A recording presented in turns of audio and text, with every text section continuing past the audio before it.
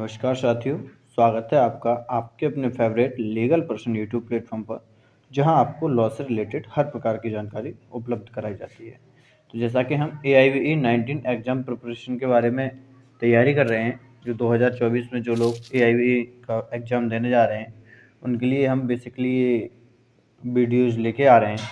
तो एक साथी ने कमेंट किया था कि जो AIVE 19 है वो न्यू लॉज पर आएगा। तो आपको बता दें कि न्यू लॉज पर आने वाली बात जो है वो ओनली सिर्फ उसमें CRPC, IPC और एविडेंस चेंज होगा, बाकी लॉज यही रहेंगे।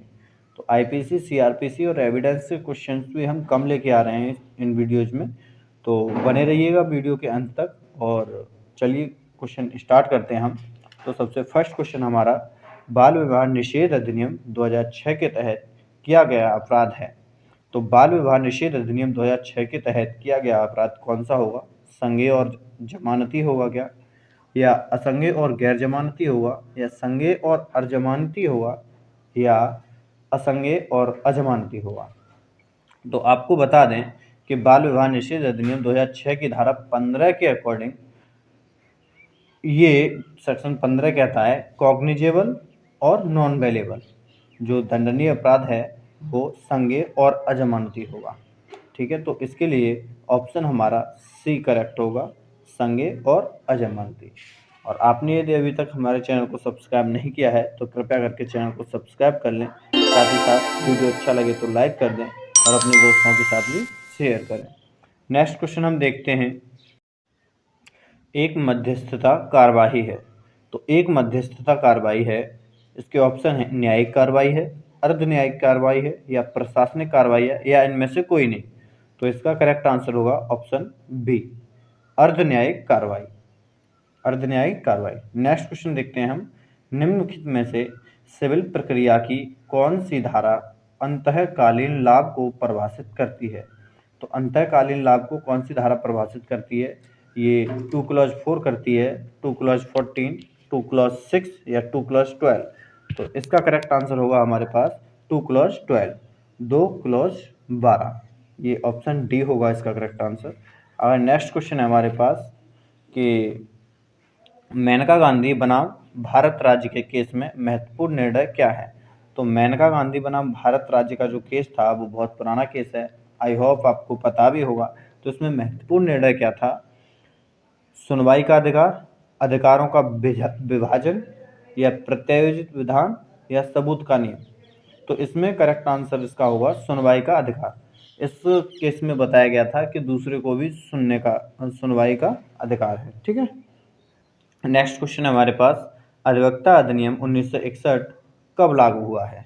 तो अधिवक्ता अधिनियम 1961 जो है वो कब लागू हुआ है ये हम लोगों को पता होना चाहिए। ये ऑप्शन ए होगा इसका करेक्ट आंसर, 19 मई 1961 को। 19 मई 1961 को ये लागू हुआ है। और ये जब हम AIV का एग्ज़ाम देने जा रहे हैं तो ये वाला क्वेश्चन हमें 100% पता होना चाहिए, अदरवाइज AIV देने का कोई मतलब नहीं है। ठीक, नेक्स्ट क्वेश्चन हम देखते हैं, रोजगार के दौरान बस दुर्घटना में एक रेल कर्मचारी की मौत हो गई, उसके परिवार के सदस्य तहत मुआवजे का दावा कर सकते हैं। अब किसके तहत मुआवजे का दावा कर सकते हैं वो? तो ये मोटरयान अधिनियम है ऑप्शन ए में, ऑप्शन बी में है कर्मचारी मुआवजा अधिनियम है 1923, या ऑप्शन सी कह रहा है का और खा दोनों, और घा कह रहा है या तो का या खा के तहत। तो देखिए ये जो ऐसे क्वेश्चन हैं इनमें ये मोटरयान अधिनियम के तहत भी रोजगार मुआवजे का दावा कर सकते हैं, और कर्मचारी मुआवजा अधिनियम 1923 के अनुसार भी मुआवजे का दावा कर सकते हैं। तो ये किसी दोनों में से एक के अनुसार कर सकते हैं। ठीक, हाँ, तो इसका करेक्ट आंसर होगा हमारा ऑप्शन डी, या तो मोटरयान अधिनियम या कर्मचारी मुआवजा अधिनियम। ठीक, तो नेक्स्ट क्वेश्चन हम देखते हैं कि राष्ट्रीय उपभोक्ता संरक्षण आयोग बना हुआ है। तो राष्ट्रीय उपभोक्ता संरक्षण आयोग जो है वो ऑप्शन बी 5 सदस्यों से बना हुआ है। राष्ट्रीय संरक्षण अधिनियम, उपभोक्ता संरक्षण अधिनियम जो है 1986 की धारा 20 में राष्ट्रीय आयोग की संरचना के विषय में प्रावधान किया गया है, जिसमें एक अध्यक्ष और 4 सदस्य मिलकर बनेगा। ठीक है, जो एक अध्यक्ष होगा उसमें 5 सदस्यों में से और 4 सदस्य होंगे। ठीक है।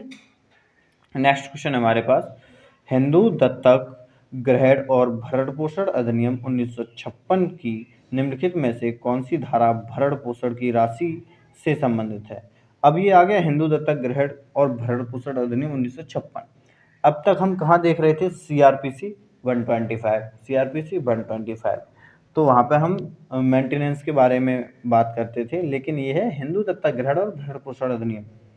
ठीक है, ये दूसरा एक्ट है। तो इसमें हम भरण पोषण की राशि से संबंधित कौन सी धारा है? तो इसमें देख लीजिएगा ऑप्शन सेक्शन 21, सेक्शन 22, सेक्शन 23 और सेक्शन 24।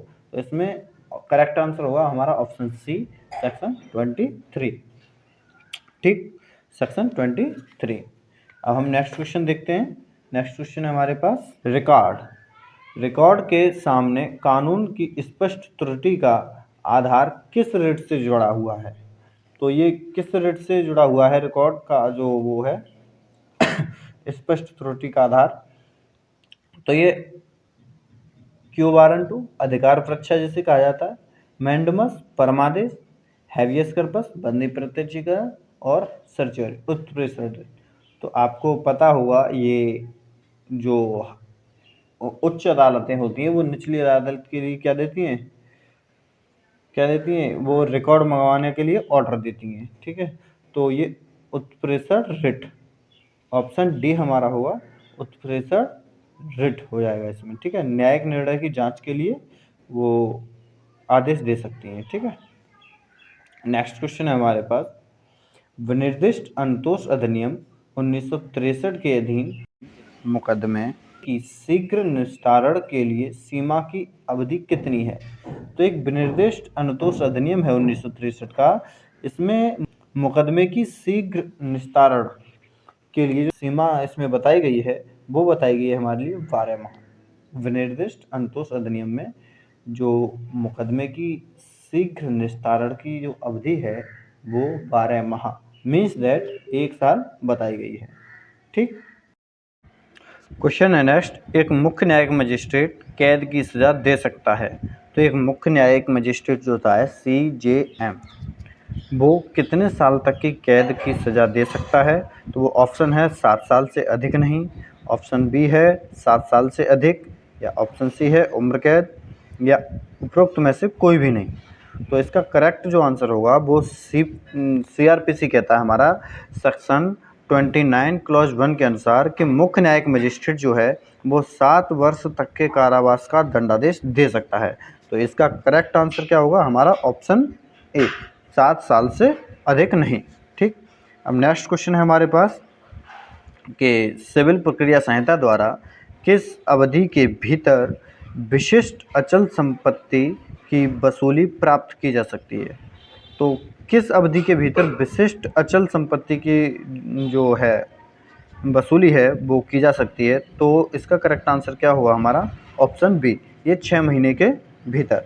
और ये कहता है हमारा विनिर्दिष्ट अनुतोष अधिनियम 1963 की धारा 6 क्लॉज 2 के अनुसार। नेक्स्ट क्वेश्चन हमारे पास कि दंड प्रक्रिया संहिता 1973 की धारा 125 के तहत पत्नी को भरण पोषण के रूप में भुगतान की जा सकने वाली 500 रुपये की अधिकतम राशि को में हटा दिया गया था।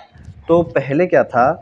CRPC में ये था कि वाइफ के लिए जो मेंटेनेंस के तौर पे अधिकतम 500 रुपये दिए जा सकते हैं, लेकिन इसको अमेंडमेंट किया गया, अमेंडमेंट 2001 में किया गया। तो इसका करेक्ट आंसर क्या होगा हमारा? ऑप्शन सी, 2001 में इस अधिकतम जो 500 रुपये थे उसको हटा दिया गया।